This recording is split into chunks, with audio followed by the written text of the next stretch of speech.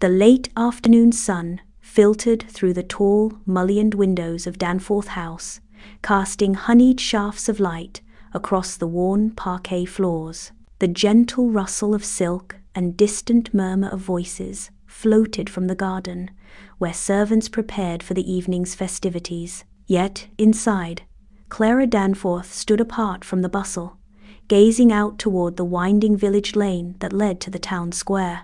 Her fingers rested lightly on the window frame, pale and trembling, just a little, not from the chill in the air, but from a fluttering mix of nerves and hope. It had been nearly 8 years since Julian Harrow left Danforth House, a boy with sun-streaked hair and mischievous eyes, the only boy who had ever truly seen her. A crack of carriage wheels on gravel interrupted her reverie. "Miss Danforth, the Harrow carriage has just turned the bend," Mrs. Phillips, the housekeeper, announced, her voice hushed yet tinged with excitement. Clara swallowed. "Thank you, Mrs. Phillips." She retreated a step from the window, smoothing the soft lace at her wrist, a gift from her Duchess godmother, Lady Marwood, who had taken Clara under her wing. The years had changed Clara. No longer the shy, plain girl of her youth, she now carried herself with quiet confidence. Her chestnut curls had been carefully arranged that morning, and her gown, a delicate shade of emerald trimmed with gold embroidery, glowed softly in the fading light. Yet despite the outward transformation, her heart pounded with the same shy hopefulness as before. "Miss Danforth, might I suggest you prepare for the evening's reception? Mr. Harrow will surely want to greet you personally." Clara nodded, though her thoughts remained tangled in memories. She remembered Julian as the boy who had chased her through these very gardens, muddy boots and laughter echoing against the stone walls. But then he had gone away to school, to London, and the letters he promised never came. At least, not to her. The sound of the carriage stopping brought her sharply back to the present. The heavy oak doors swung open, and Julian Harrow stepped inside, taller, broader, and handsomer than Clara dared imagine. His dark hair was swept back from a strong forehead, and his eyes, those piercing, dark eyes, swept across the room, capturing every glance. And then his gaze landed on her. For a moment, the chatter and rustle of silk seemed to fall away.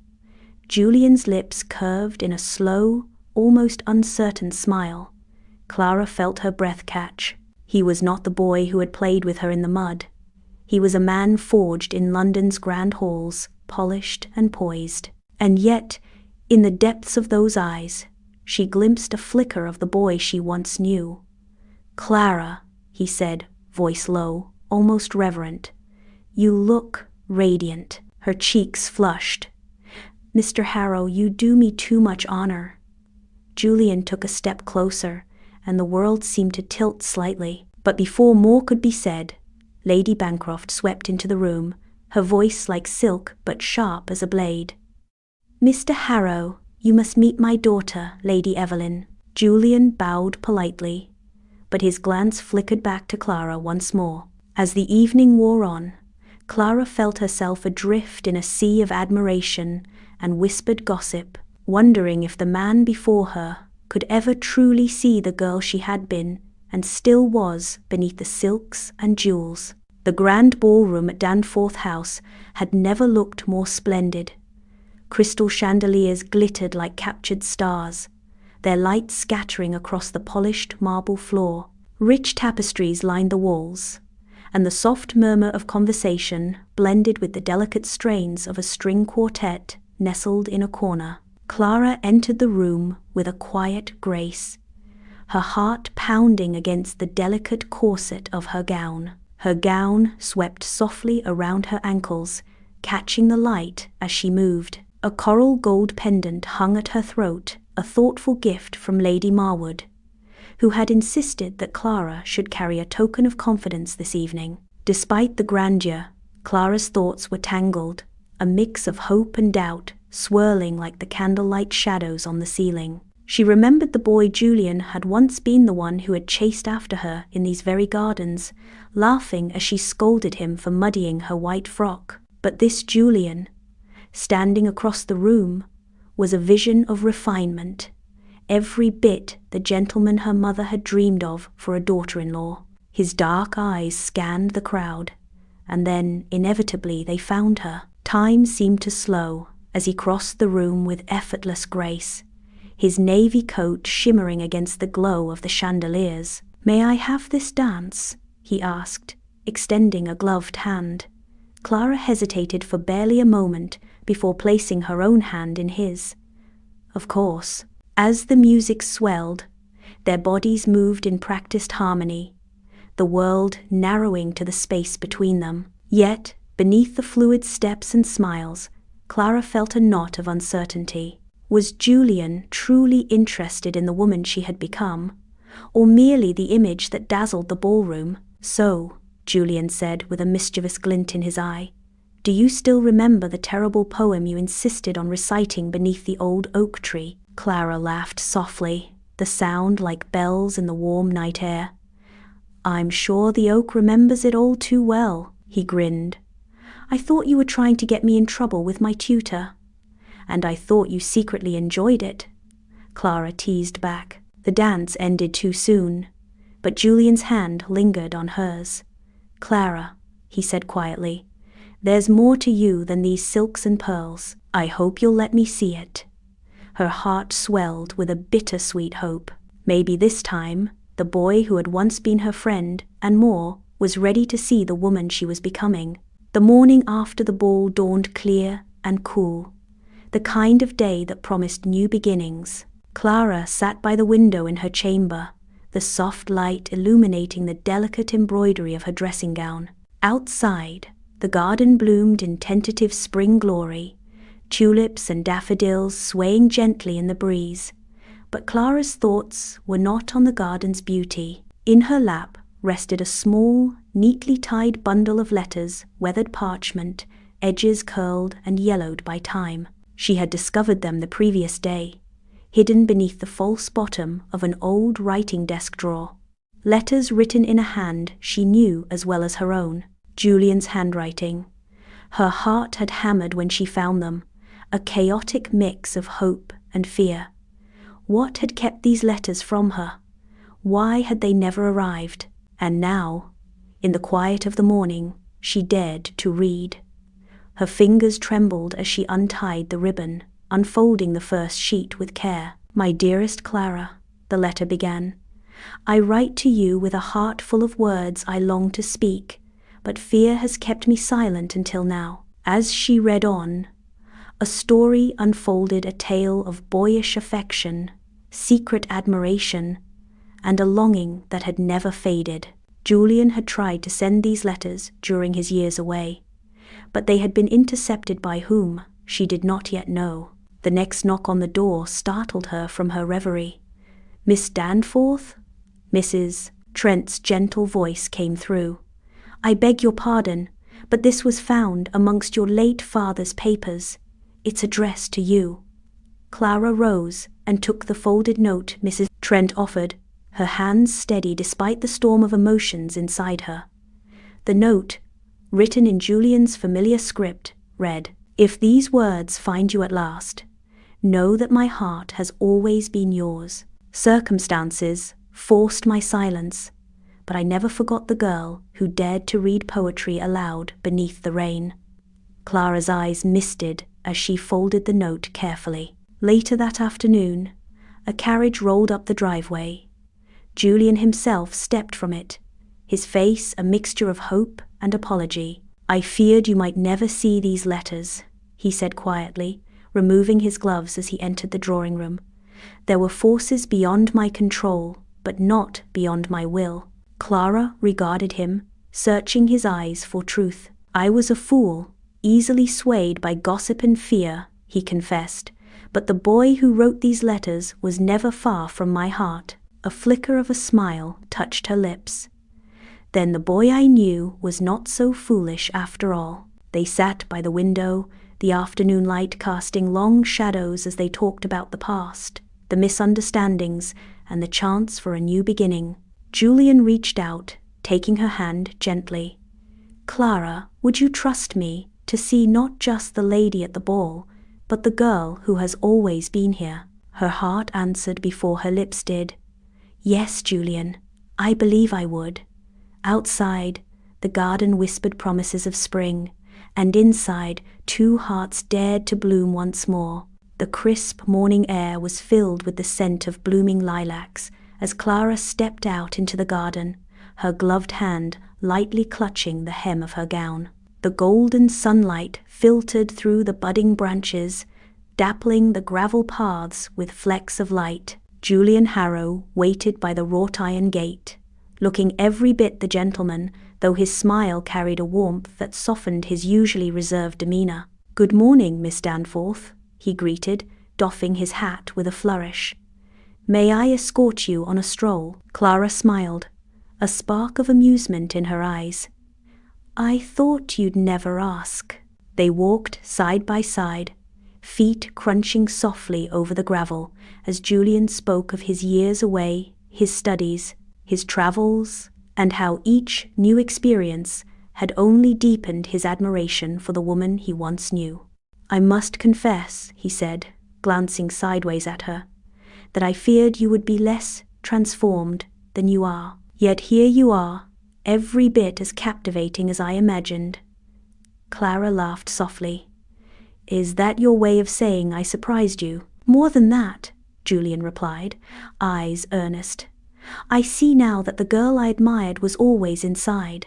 The silks and ribbons only made her easier to find." As they rounded a corner, a group of ladies lingered near the fountain, their whispering voices carrying on the breeze. Lady Bancroft's sharp eyes scanned the pair, and a subtle lift of her brow spoke volumes. "Seems your return has stirred more than just old memories," Clara whispered. Julian's jaw tightened briefly. "The world of Ton can be less forgiving than the countryside." "But not as clever as we are," Clara replied, with a mischievous grin. Their laughter mingled, breaking the tension. A sudden flutter of movement caught their attention. A small terrier darted between their feet, chasing after a butterfly. "Clementine," Julian said fondly, bending to scoop up the lively dog. Still as spirited as ever, Clara reached out to stroke the dog's soft fur, feeling the simple joy of the moment wash over her. "Come," Julian said. "There's another ball next week. Will you honor me with your company once more?" Clara's heart lifted. "I would like nothing more." As they walked back toward the house, hand in hand, the whispered gossip faded into the distance, powerless against the genuine connection rekindling between them. The week passed in a pleasant blur of anticipation and preparation. Danforth House was alive with activity, seamstresses and hairdressers weaving their magic, servants arranging flowers, and Clara herself practicing dances with quiet determination. One afternoon, as she sat in the sunlit parlor, a soft rap interrupted her thoughts. Lady Marwood, her Duchess godmother, entered with a knowing smile. "Clara, my dear, the ball will be the perfect opportunity to show the Ton just how far you've come." Clara returned the smile, though a flicker of nervousness remained. "I only hope Mr. Harrow still wishes to dance with me." "Oh, I think he will do more than wish," Lady Marwood assured, settling beside her. "But remember, it is your wit and warmth, not just your gown, that will capture his heart." That evening, Julian arrived to escort Clara to the ball. His presence was steady and reassuring, the calm before the storm of glittering guests and swirling gowns. As they entered the ballroom, gasps and whispers followed them like a trail of stardust. Clara felt every eye upon her, not just as the lady she had become, but as the girl with a story to tell. Julian led her to the dance floor, their steps in perfect harmony. Between dances, they shared quiet conversations, laughter, and moments of genuine connection. But the evening was not without its challenges. Lady Bancroft, ever vigilant, circulated among the guests, her sharp gaze occasionally resting on Clara with thinly veiled disdain. A whispered rumor reached Clara's ears, a suggestion that her transformation was owed more to magic than merit. Julian, however, dismissed such nonsense with a charming smile and a protective hand lightly touching hers. Later, as the ball drew to a close, Julian pulled Clara aside beneath the glittering chandeliers. "Clara," he said earnestly, "you have bewitched more than the ton tonight, but it is your spirit, your kindness, and your courage that truly captivate me." Her heart swelled with hope and gratitude. "Thank you, Julian, for seeing me, truly seeing me." Their eyes met, a silent promise hanging between them as the orchestra played its final notes. Outside, the night air was cool and fragrant. As they parted ways, Clara felt a new chapter, beginning not just for her, but for them both. 2 days after the ball, Clara strolled through the rose garden at Danforth House, a letter pressed to her chest. The morning was golden and still, but her thoughts whirled. It had arrived without fanfare, a plain envelope, no seal, slipped quietly into her correspondence tray. Inside was a single sheet, unsigned but unmistakable in implication. "You were never meant to see those letters. Ask your stepmother who kept them from you." Clara's stomach twisted. She had suspected the missing letters were intercepted, but her father, gentle and distant, would never have done such a thing. That left only one other resident of Danforth House in the years following his passing. Her stepmother, Mrs. Danforth. Clara marched back inside, skirts swishing with purpose. She found her stepmother arranging flowers in the drawing room, all elegance and false sweetness. "Did you intercept Julian's letters?" Clara asked flatly. The older woman's smile faltered for the briefest second. "Why ever would you accuse me of such a thing?" Clara held up the anonymous note. "Because someone else knows the truth." Mrs. Danforth pursed her lips, then, in a rare moment of honesty, said coldly, "You were meant to make a good match, Clara, not cling to the boy who ran about barefoot quoting poetry. You were far too impressionable." Clara's chest rose and fell. "You had no right. I had every right as your guardian." "You never guarded me, you silenced me." With that, Clara turned on her heel and left the room, fury and sadness warring in her chest. Later that afternoon, Julian called. "I received your note," Clara said as they walked in the orchard. Julian blinked. "Note? I sent no note." She stopped. "You didn't." He shook his head, brow furrowed. "No, but I did confront your stepmother years ago after hearing nothing from you. She told me you had lost interest." Clara gasped. "She lied to both of us." Julian's expression darkened, then softened as he looked at her. "I would have waited longer if I'd known." "Clara, I tried so many times to reach you." "I believe you," she said, voice thick with emotion. "And I'm sorry we lost those years." He stepped closer, brushing a curl from her cheek. They weren't lost, they were waiting. They stood quietly for a moment beneath the apple blossoms, the past between them, painful, tangled, but no longer a wall. "Do you know what I admired most about you, even as a child?" Julian asked gently. Clara shook her head. "You spoke your mind, even when it was inconvenient, even when it got you sent to bed without supper." She laughed softly, a tear slipping down her cheek.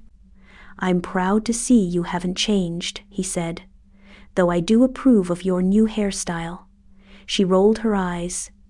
"And there it is." They laughed, the tension melting into something tender.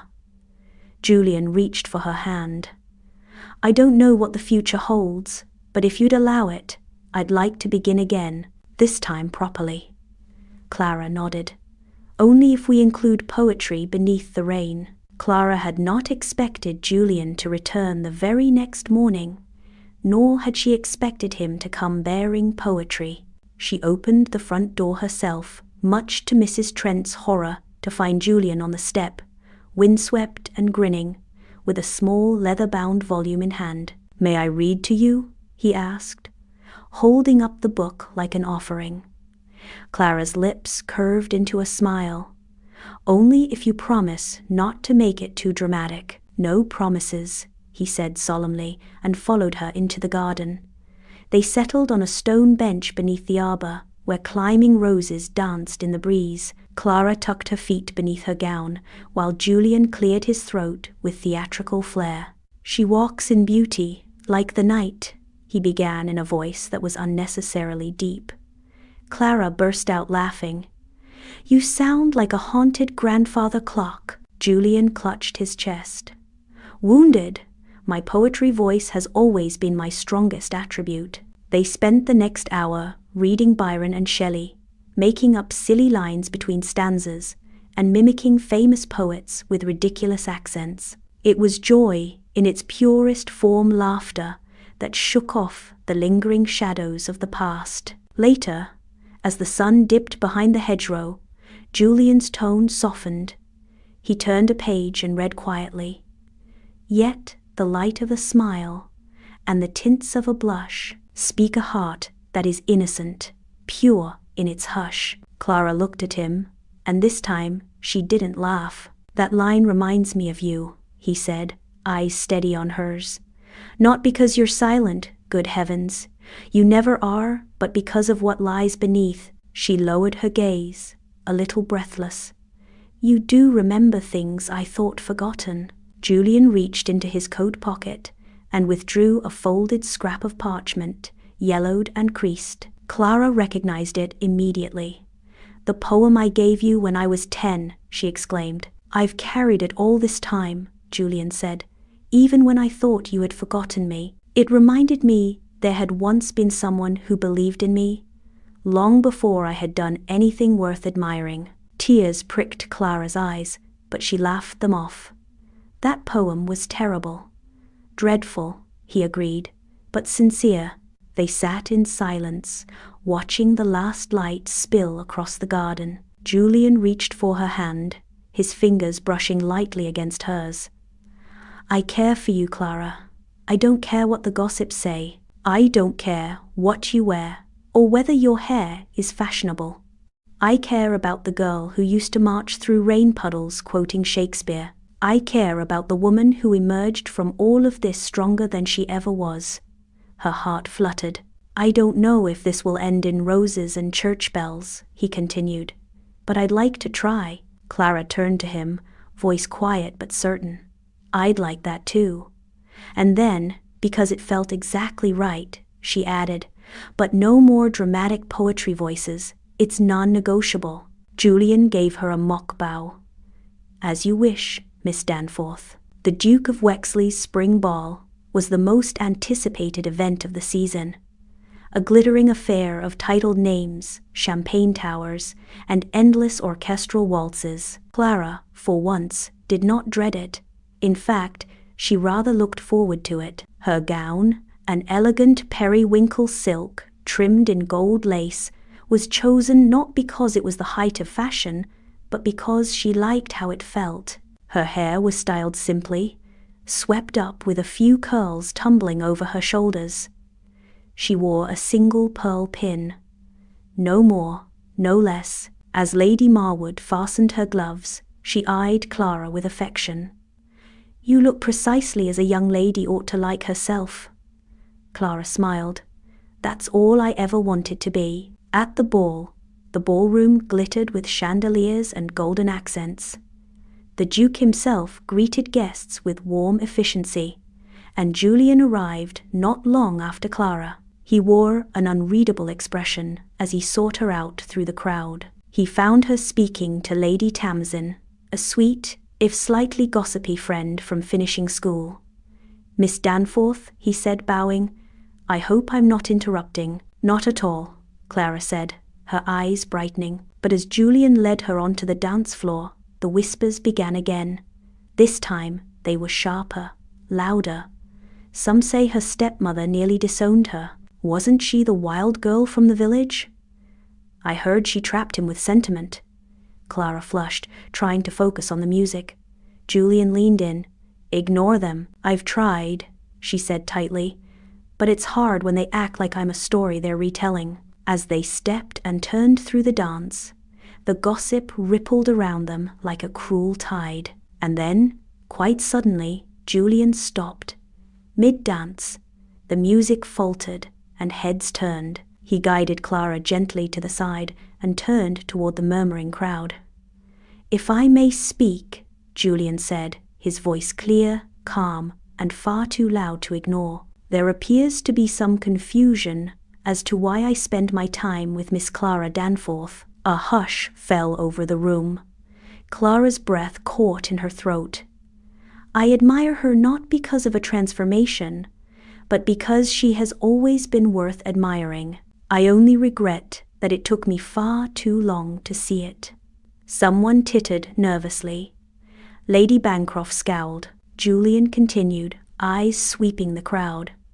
I loved her when she was a girl with a crooked bonnet and inky fingers, and I love her now with her strength, her laughter, and her unshakable ability to speak the truth. There was silence. Then, astonishingly, applause first from Lady Marwood, then others. Even the Duke smiled faintly and raised a brow in approval. Julian turned back to Clara. I hope I haven't embarrassed you. Clara was still, her eyes wide with emotion. Then she laughed a little watery, a little shocked, and threw her arms around him in a scandalous but entirely sincere embrace. Only completely, she whispered into his shoulder. As the orchestra resumed, the whispers faded into smiles, and the rest of the evening passed in a golden blur. They danced until their feet ached, spoke until their voices rasped, and by the time Clara left Julian's side that night, the ballroom no longer held any fear. She had walked into it as someone's subject of gossip. She left it as herself. A fortnight later, the Danforth drawing room was once again alive with company, but this time it buzzed with pleasant conversation and congratulations rather than cool judgment. Clara sat near the window, sipping tea as Julian entertained Lady Marwood with a dramatic retelling of how he had single-handedly tamed an especially malicious cravat before the Duke's ball. By the time I'd subdued the beast, Julian said solemnly, I was too late to impress Clara with my fashionably knotted neckwear. Alas, the opportunity was lost. Clara rolled her eyes. You are ridiculous. He turned to her with a grin. And yet, charming. Lady Marwood chuckled and rose. I must leave you too, but I'll say this. Any man who praises a young lady for inky fingers is a treasure, indeed. As she swept from the room, Julian leaned forward, his gaze softening. I meant every word, you know, even when I thought you'd never forgive me. I did, Clara said, even when I didn't know it yet. They shared a quiet smile, full of things not said, years lost and found again, truths buried and recovered. And what now? She asked gently. I was hoping you might come with me to Somerset next month. My mother insists on meeting you. Clara blinked. I should warn you, I have an aversion to overly polite society. I'm counting on it, he said, laughing. She's in desperate need of someone to correct her Latin quotations. Clara grinned. Well, I've always wanted to be useful.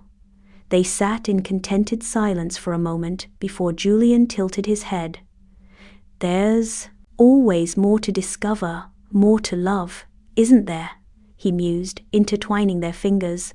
Even with those whose bonnets were once crooked and whose fingers were always ink-stained, a shared smile passed between them. I quite agree, she whispered. Enjoyed this story? Like, comment, and subscribe for more.